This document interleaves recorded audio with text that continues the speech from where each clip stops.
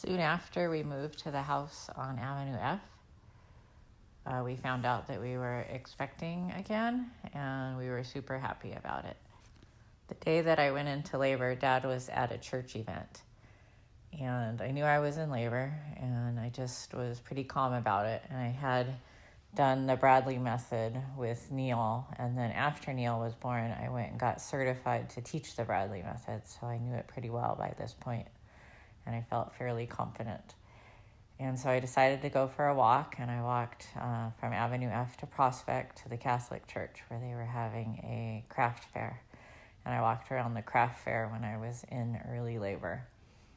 I don't remember where the other kids were. I think they were with Auntie Kim or something.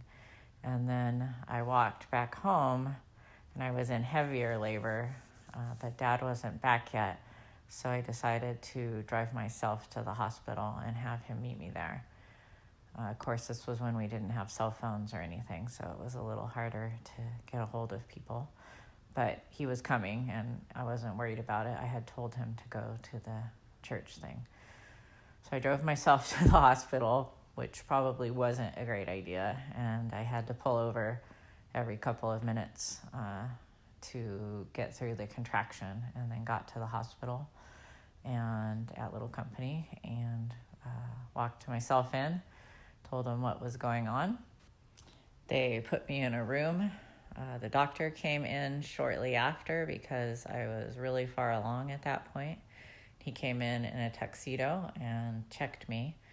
And sorry if this is too much information, but the water broke all over his tuxedo, squirted out at him, and then he said he would go get a gown on, and I said he better hurry. I was going to have the baby in 2 pushes. I don't know why I said that, but that's what happened. I pushed 2 times, and Eli was born.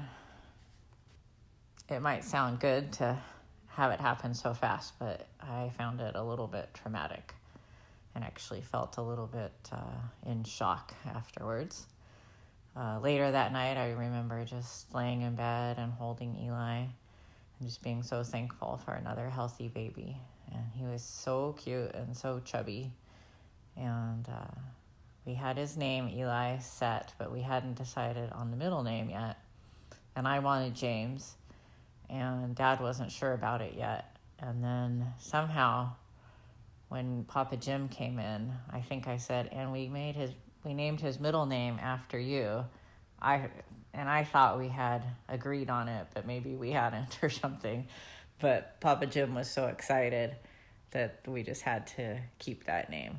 And then you guys ended up being so much alike. Nani always called you Pete and Repeat, because when Papa Jim held you, you both just had your big heads and your big smiles and your sticking up hair, and just a couple of guys hanging out together. I remember Eli was a really easy baby too.